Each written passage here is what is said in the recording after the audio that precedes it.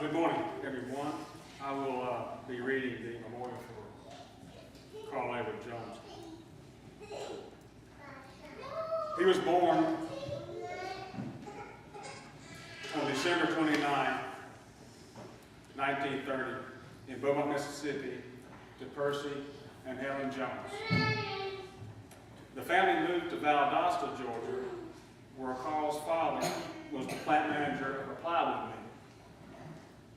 At the age of 36, Carl's father, Percy, died of a sudden heart attack. Carl was now facing many challenges in his young life. Soon he was bagging groceries after school hours to help make ends meet. With help from his sister and brother-in-law, he was able to continue his schooling. A caring coach in high school was an encourager and a role model for Carl. The high school years were some of his most enjoyable. He was an outstanding basketball and baseball player and was awarded many honors. He received a baseball scholarship to Lindley College as a pitcher, and he enrolled there in the fall of 1949.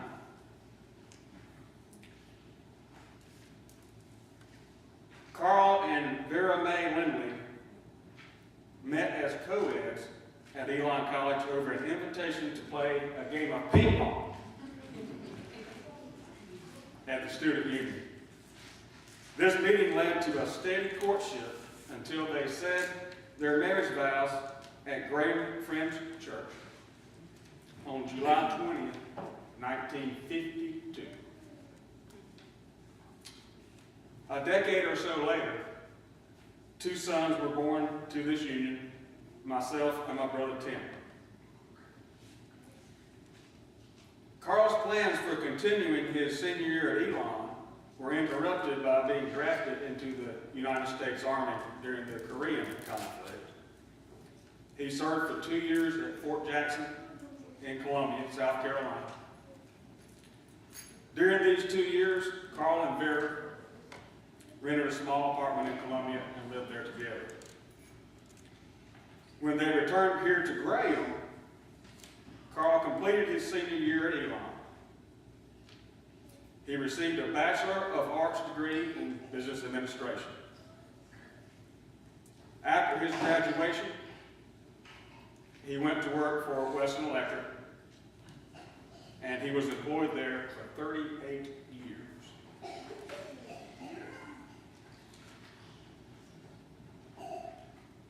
Carl was involved in many activities at Graham Friends Church. He was able to spot talent in young people and encourage them to speak in church and to use their talents to play musical instruments and to sing. During the funeral visitation for Carl, many people spoke of the skills he had taught them when he coached the church softball team.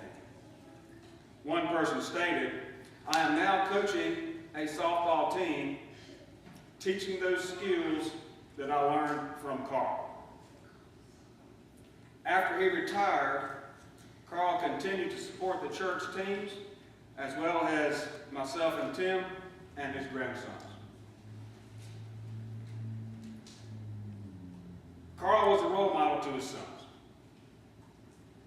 He took myself and Tim to Sunday school, to church, to FYI meetings, and he encouraged us to be true to God. He supported them in their church, school, and sports activities. He also supported his wife Vera in her activities at church and at home and at school. After Carl's retirement, he visited her classroom very frequently at South Graham Elementary School.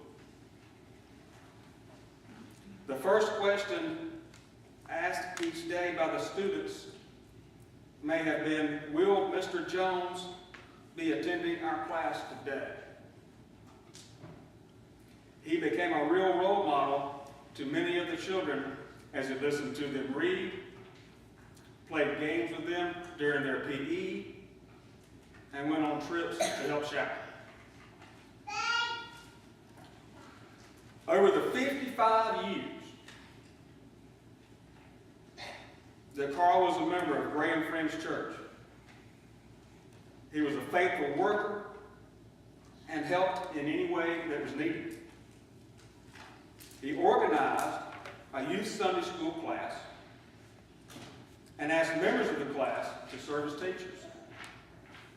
He also helped organize a young married couple Sunday school class and the Golden Ages group. In his later years, Carl helped teach the ladies' Sunday school class. A member of that class said, "Carl always encouraged us to speak up in class, and I felt comfortable to do so."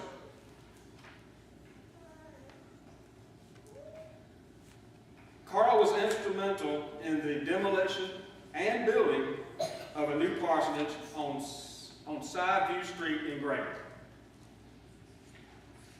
He was also co-chairman of the building committee for our present church, which was completed in 1967.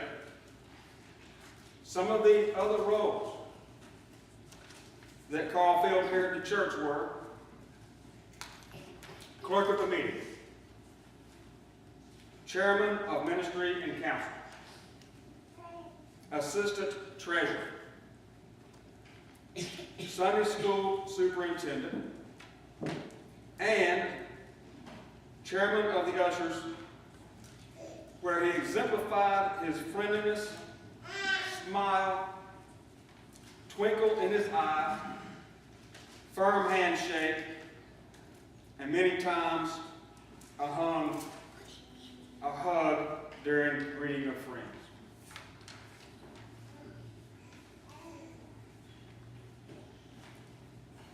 In one of the many sympathy cards received, Carl was described as, quote, "a gracious gentleman whose goodness seemed to overflow." Carl always said, "You can find something good in every person." And he lived by this motto.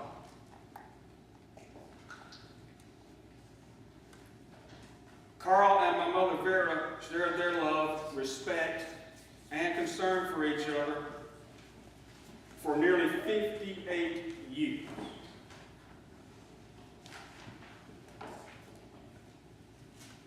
He will always be remembered as a positive encourager with a deep devotion for love of family, love of friends, church, and love of God.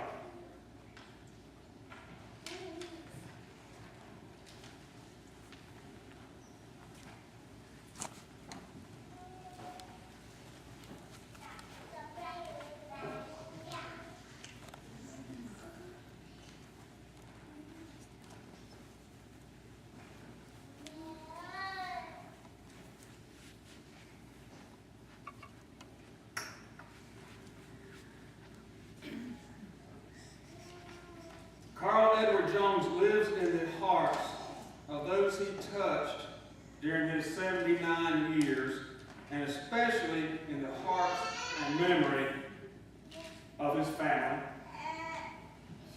His wife Vera, Tim and Michelle, and their sons Carson and Brandon, myself, and my wife Susan.